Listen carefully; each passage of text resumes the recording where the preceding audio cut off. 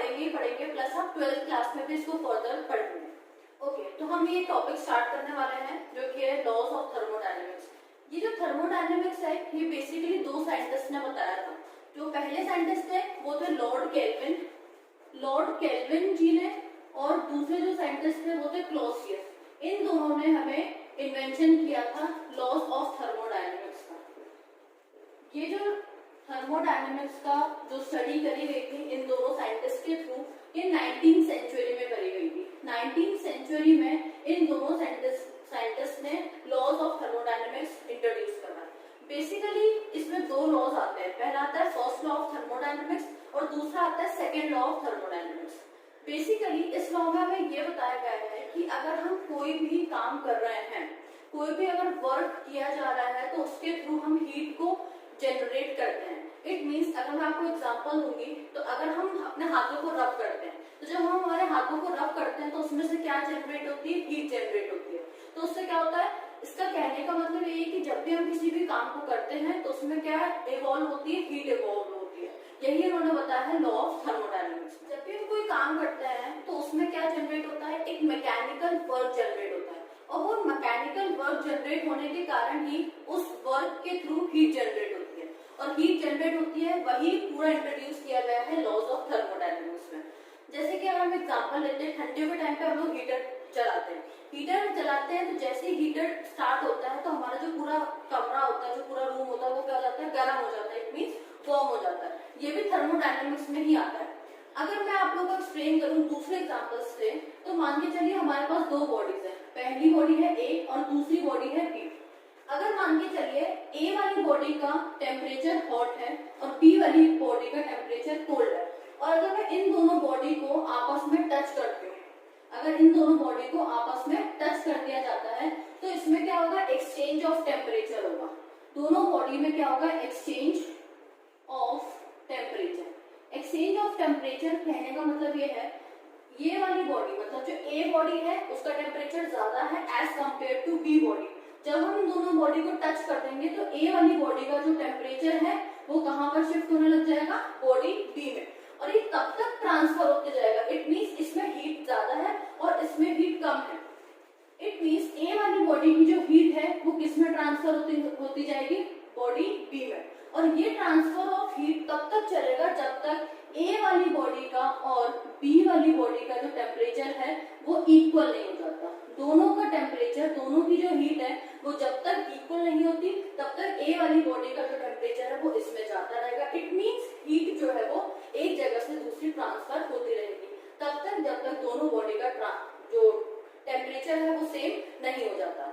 ये इन्होंने बेसिक बताया है लॉ ऑफ थर्मोडायनेमिक्स। अगर मैं हीट एक्सचेंज को आपको बताऊंगी तो हीट एक्सचेंज क्या होता है, the process of transfer of internal energy.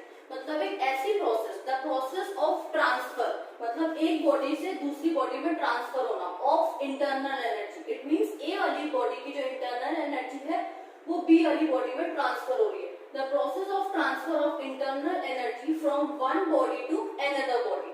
इस पूरी प्रोसेस को हम क्या बोलते हैं, heat exchange. It means the process of transfer of internal energy from one body to another body is known as heat exchange. Thermodynamics एक ऐसी physics की ब्रांच है जिसमें हम बेसिकली तीन चीजों के बारे में पढ़ते हैं। पहला होता है वर्क, कि कितना वर्क किया जा रहा है। सेकेंड होता है हीट, कि अगर कोई भी वर्क किया जा रहा है तो उसमें कितनी हीट प्रोड्यूस हो रही है। और थर्ड होता है इंटरनल एनर्जी। इट मींस कितनी इंटरनल एनर्जी लगी है। थर्मोडायनेमिक्स फिजिक्स की ऐसी ब्रांच होती है जिसमें तीन चीजों के बारे में बेसिकली बताया जाता है, that is work, heat and internal energy. इसके बाद हमारा नेक्स्ट टॉपिक है work and heat. Basically work and heat के बारे में काउंट रमफोर्ड जी ने बताया था, जो कि ईयर 1798 में उन्होंने काउंट रमफोर्ड, इन्होंने हमें ये चीज बताई थी कि जो वर्क है, जितना भी वर्क किया जाएगा, जितना भी अमाउंट में वर्क किया जाएगा उतनी ही अमाउंट में हीट इवॉल्व होगा। ये हमें काउंट रमफोर्ड जी ने बताया था। 1798 की बात है। उन्होंने बताया था कि जितना भी, अगर एक बॉडी के थ्रू जितना भी वर्क किया जाएगा उतनी ही सेम अमाउंट में हीट प्रोड्यूस होगी। लेटर उसके बाद में जेम्स प्रेस्कॉट नाम के साइंटिस्ट थे, जेम्स प्रेस्कॉट नाम के साइंटिस्ट थे,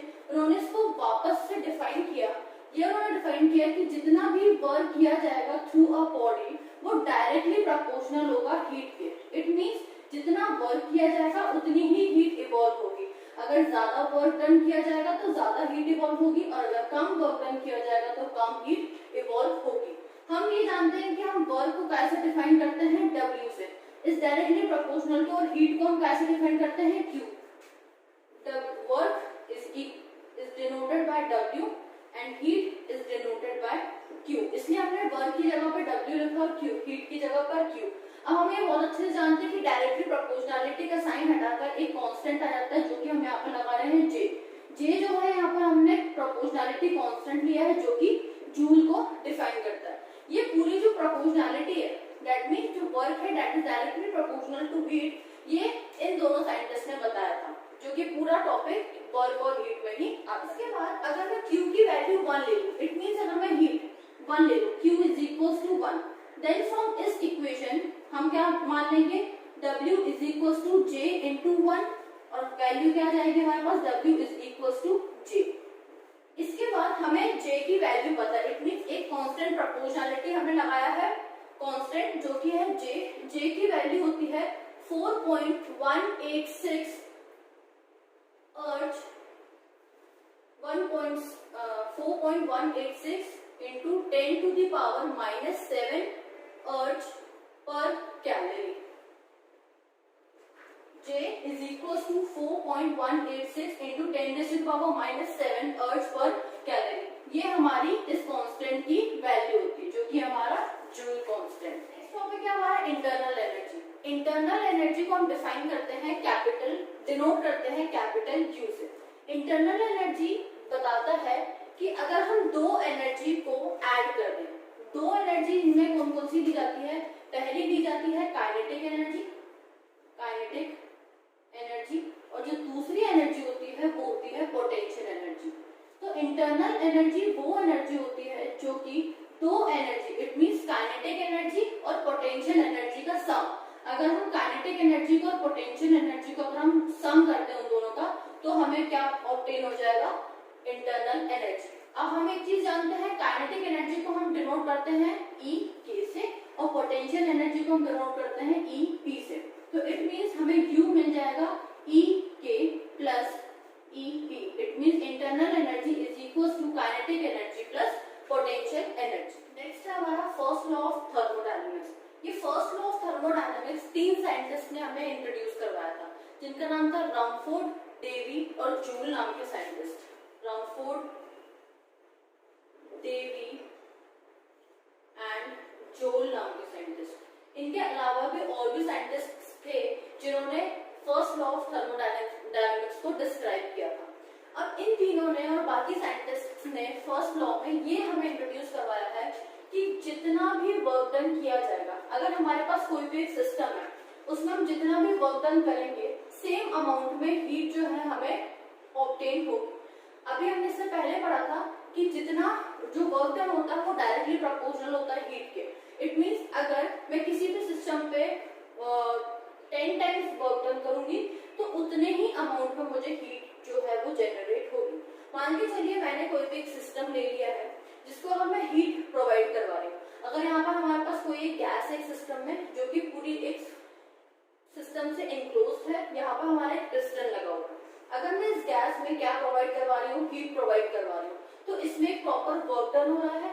इस पूरे सिस्टम में जितना वर्क डन होगा उतना ही अमाउंट हीट प्रोड्यूस होगी। अगर मैं ज्यादा वर्क डन करूंगी, इट मींस अगर मैं ज्यादा हीट प्रोवाइड करवाऊंगी यहाँ पर, तो ज्यादा गैस इवॉल्व होगी। ये लोगों ने इस तरीके से समझा था कि जब मैं इस सिस्टम में हीट प्रोवाइड करवा रहे थे यहाँ पर, तब उतने ही जैसे ये गैस गर्म हो रही थी, इट मींस इसमें हीट प्रोवाइड हो रहा था, तो ये जो पिस्टन है इसका मूवमेंट होने लग गया था, और मूवमेंट होने लग गया था अपवर्ड डायरेक्शन में। ये उन्होंने पहले इसमें इंट्रोड्यूस करवाया कि अगर कोई भी सिस्टम है उसमें अगर गैस रखी हुई है, अगर हमने उसमें हीट प्रोवाइड करवाया है, तो उस सिस्टम में जो भी पिस्टन है वो कौन से मूवमेंट में जाता है, अपवर्ड मूवमेंट में। इट मींस यहाँ पे गैस के जो मूवमेंट्स है, जो मॉलिक्यूल्स है, उनमें मूवमेंट्स होने लग गया था। जितना वर्क डन करेंगे उतने ही अमाउंट में हीट जो है वो प्रोड्यूस होगी। इसके बाद में उन्होंने इसको इस चीज से डिफाइन किया, if some quantity of heat is supplied. अगर थोड़ा सा क्वांटिटी या किसी भी अमाउंट में हीट अगर हम सप्लाई कर रहे हैं किसी भी सिस्टम में, केपेबल ऑफ डूइंग वर्क, अगर वो सिस्टम में वर्क हो रहा है और उसी वर्क के थ्रू अगर हम उसमें हीट प्रोवाइड करवा रहे हैं, then the quantity of heat absorb by the system is equal to the sum of the internal energy increase in the internal energy of the system and external work done by the system. मतलब जितनी heat provide की जाएगी, it means D Q, Q हम जानते हैं जो कि heat amount of heat होता है, is equals to D U, मतलब क्या होता है internal energy plus D W, it means कितना वर्क डन हो रहा है। डी क्यू इट मींस जो कि हीट है, कितनी हीट हम प्रोवाइड करवा रहे हैं वो किसके बराबर होगा, कितना उसमें इंटरनल वर्क डन हो रहा है, इंटरनल एनर्जी प्रोड्यूस हो रही है, सॉरी इंटरनल एनर्जी प्लस कितना वर्क उसमें प्रोड्यूस हो रहा है। इससे पहले भी हमने पढ़ा था कि इंटरनल एनर्जी दो टाइप की एनर्जी को ऐड करने से मिलती है, दैट इज हमारी थी kinetic energy plus potential energy, जिसको हमने डिनोट किया था ई के प्लस ई टी से। यही हमारा फर्स्ट लॉ ऑफ थर्मोडायनेमिक्स, जितनी हीट हम प्रोवाइड करवाएंगे, जितना वर्क डन हम प्रोवाइड करवाएंगे, उतनी ही हीट प्रोड्यूस होगी, और जितनी हम हीट प्रोवाइड करवाएंगे उतना ही वर्क डन होगा। यहाँ पर हम जितनी हीट प्रोवाइड करवा रहे हैं उतने ही अपर डायरेक्शन में पिस्टन जा रहा है, जो कि हमें ये शो कर रहा है कि यहाँ पर हीट मिल रही है तभी ये पिस्टन ऊपर जा रहा है, इट मींस वर्क डन हो रहा है। सेम रेसिप्रोकेट अगर हम करते हैं, जितना हम वर्क डन करेंगे उतनी ही हीट प्रोवाइड होगी, और यहाँ पर है जितनी हीट प्रोवाइड होगी उतना ही पिस्टन ऊपर जा रहा है, इट मींस वर्क डन हो रहा है। ये पूरा हमें फर्स्ट लॉ ऑफ थर्मोडायनेमिक्स में इन्होंने समझाया। फर्स्ट लॉ ऑफ थर्मोडायनेमिक्स के कुछ एप्लीकेशंस है, वो आप एप्लीकेशन देख लीजिए। Applications of first law of thermodynamics. पहला एप्लीकेशन ये है, सबसे पहले डिफाइन किया गया है, the energy can not be created nor be destroyed. जो भी वर्क किया जा रहा है या जो भी एनर्जी जनरेट हो रही है, can neither be created nor be destroyed. ये आप 9th और 10th में भी पढ़ चुके हैं। The energy can neither be created, ना ही हम इसको क्रिएट कर सकते हैं, नॉर बी डिस्ट्रॉयड, ना ही हम इसको डिस्ट्रॉय कर सकते हैं। ये पहला एप्लीकेशन है। सेकेंड एप्लीकेशन ये है कि अगर थर्मोडायनेमिक्स में ये जो थर्मोडायनेमिक्स का लॉ है, ये नेचर के किसी भी प्रोसेस में लग सकता है। इट कैन बी एप्लीकेबल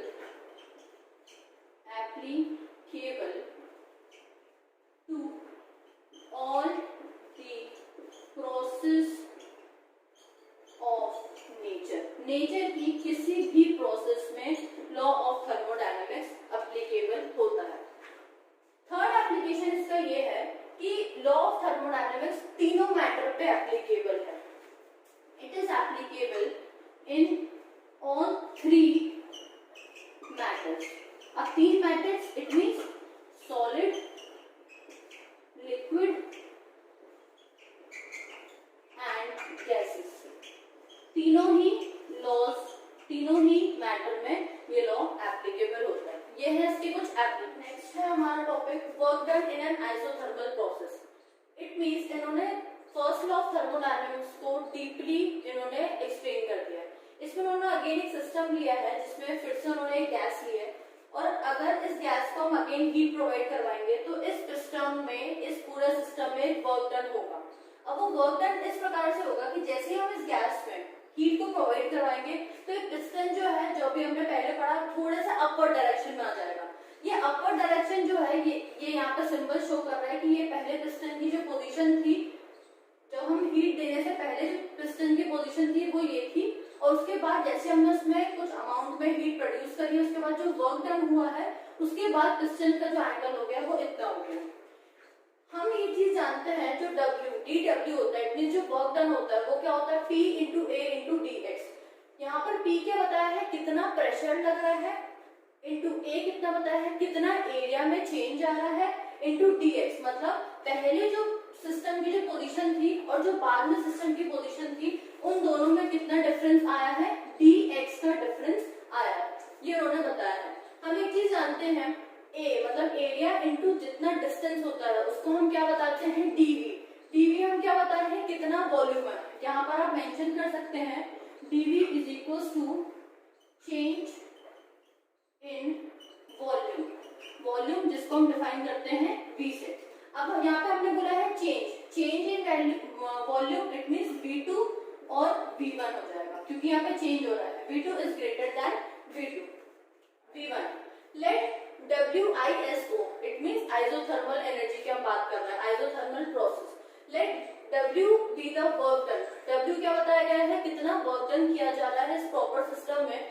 जब भी हम गैस में क्या प्रोवाइड करवा रहे हैं, हीट प्रोवाइड करवा रहे हैं। जैसे हम हीट प्रोवाइड करवा रहे हैं तो क्या हो रहा है, with the increase in the volume, volume क्या हो जा रहा है, इंक्रीज हो जा रहा है। कहाँ से, पहले हीट प्रोवाइड करवाने से पहले जो वॉल्यूम थी वो कितनी थी, V1, और हीट प्रोवाइड करवाने के बाद कितनी वॉल्यूम में चेंज आया है, V2 चेंज आ गया है। कब, जब हमने इसमें प्रॉपर अमाउंट में हीट दी गई है। Gas with the increase in the volume V1 to the volume V2, W is equal to, हमने यहाँ पे इंटीग्रेशन कर दिया है जो कि आप लोग जानते हैं, V1 से लेकर V2 में चेंज आ रहा है, इसलिए इंटीग्रेशन लिमिट लगा दी है V1 से V2 में। हम जानते हैं P dV मींस P क्या है हमारा प्रेशर, और dV मतलब चेंज इन वॉल्यूम।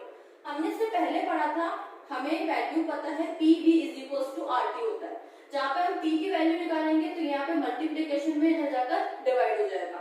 हम P की वैल्यू निकाल चुके हैं, P is equal to RT upon V।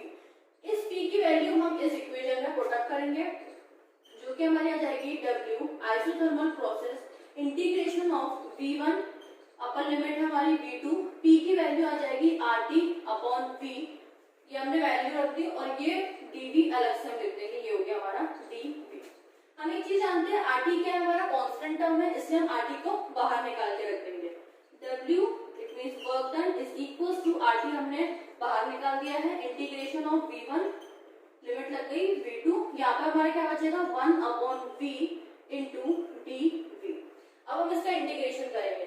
जैसे हम इसका इंटीग्रेशन करेंगे तो हमारे पास क्या आ जाएगा, RT इंटीग्रेशन, जब हमारी इंटीग्रेशन हो जाएगा तो 1 अपॉन V dV का इंटीग्रेशन होता है log E V, integration bracket close कर दिया, हमारी लिमिट लग जाएगी V1 से V2। इसके बाद हम क्या करेंगे, लिमिट पुट करेंगे, put in limit. Limit put करने के बाद क्या हो जाएगा हमारे पास, अभी हमारे पास इक्वेशन है W आइसोथर्मल प्रोसेस में RT bracket open log E V, यहाँ पे हमारी लिमिट है V1 और अपर लिमिट है V2। इसके बाद जैसे हम लिमिट पुट करेंगे वो क्या हो जाएगा, RT ब्रैकेट में अपर लिमिट माइनस का लोअर लिमिट, तो it means log E V2 minus log E V1। हम एक चीज बहुत अच्छे से जानते हैं, जब भी हमारा log में फॉर्मूला आता है log अपर लिमिट माइनस का log लोअर लिमिट, जब भी माइनस आता है तो वो कन्वर्ट हो जाता है डिनोमिनेटर में। RT यहाँ पर हो जाएगा हमारा log E V2 अपॉन का V1। ये है हमारा work done in isothermal process. फिर से एक बार देख लीजिए, वर्क डन जो है वो क्या है, P into A into dx। dx क्या है, कितना चेंज आ रहा है हीट प्रोवाइड करवाने से पहले और हीट प्रोवाइड करवाने के बाद में। हम एक चीज जानते हैं, एरिया और dx मतलब जो डिस्टेंस है उसको हम कैसे डिनोट करते हैं, dv। dv क्या अभी मैंने बताया, change in volume. Change in volume मतलब V2 और V1 में चेंज हो जाएगा। जब भी हम किसी भी सिस्टम में अगर हम कोई भी वर्क प्रोवाइड करवा रहे हैं तो वो किसके डायरेक्टली प्रोपोर्शनल होगा, हीट के। जितना ज्यादा वर्क उतनी ज्यादा हीट, जितनी ज्यादा हीट और उतना ही ज्यादा वर्क डन होगा। Work done is equals to, हमने दोनों लिमिट लगा दी है, V1 से लेकर V2 में चेंज आ रहा है तो क्या हो जाएगा P into dV।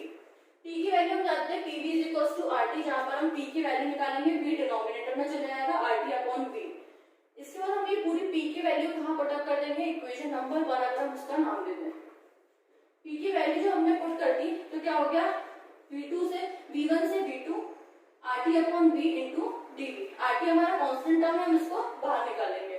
Integration V1 से V2 1 upon V dV। 1 upon V dV का इंटीग्रेशन हो जाएगा log E V। इसके बाद हमने लिमिट पुट कर दी है जो कि होता है upper limit minus lower limit. ये पहले अपर लिमिट हमने पुट करी है V की जगह पर, देन अगेन V की जगह पर लोअर लिमिट। जब भी log में माइनस का साइन आता है तो वो काय में चले जाता है, अपॉन में। ये है पूरा हमारा work done in isothermal process. यहाँ पर हमारा फर्स्ट लॉ ऑफ थर्मोडायनेमिक्स खत्म होता है। इसके बाद जो नेक्स्ट वीडियो आएगा उसमें हम बताएंगे सेकेंड लॉ ऑफ थर्मोडायनेमिक्स।